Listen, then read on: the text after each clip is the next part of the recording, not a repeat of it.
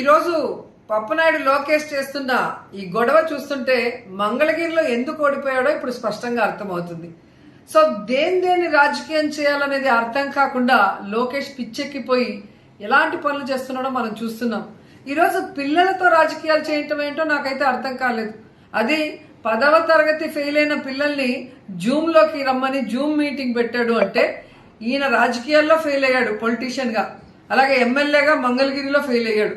ఈయనలాగే అందరూ తయారవ్వాలనుకున్నాడేమో, ఆ పిల్లల్ని పెట్టుకొని రాజకీయం చేయాలనుకున్నాడు. దురదృష్టవశాత్తు మన వంశీ గారు, కొడాలి నాని గారు అందులోకి వెళ్ళి, సరే నువ్వేదో అంటున్నావు కదా ప్రభుత్వాన్ని తేల్చుకుందాంరా, నువ్వు అడిగే క్వశ్చన్స్కి మేము ఆన్సర్ చెప్తామంటే భయపడి పారిపోతాడు.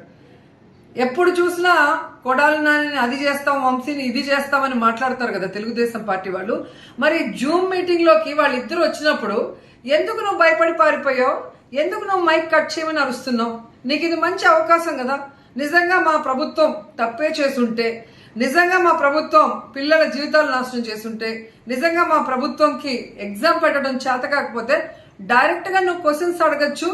ఈ ప్రపంచంలో ఉన్న తెలుగు వాళ్ళంతా కూడా చూస్తున్నారు. మా తప్ప మీ తప్ప అర్థమైపోయి ఉంటుంది. మీ నానేమో అసెంబ్లీకి రాడు, నువ్వు అసెంబ్లీకి రాలేవు. సో వాళ్ళు ఎప్పుడు దొరుకుతారు? ఈరోజు మంచి అవకాశం వచ్చినప్పుడు వదులుకొని అయిపోయిన తర్వాత ప్రెస్ ముందుకు వచ్చి దమ్ముంటే కొడాలి నాని రమ్మనండి, దమ్ముంటే వంశీని రమ్మనండి అంటావు. వచ్చిన వాళ్ళతో మాట్లాడటం చేతకాని దద్దమ్మవి నువ్వు మాట్లాడుతున్నావు. నువ్వు నీ తండ్రి ఏ రోజైనా పిల్లల చదువు గురించి ఆలోచించారా? నీ తండ్రి 14 సంవత్సరాలు ముఖ్యమంత్రిగా పనిచేశానని చెప్పుకుంటున్నాడే. విద్య కోసం, పిల్లల చదువు కోసం క్వాలిటీ ఎడ్యుకేషన్ ఇవ్వాలన్న ఆలోచన ఏ రోజైనా మీకు వచ్చిందా?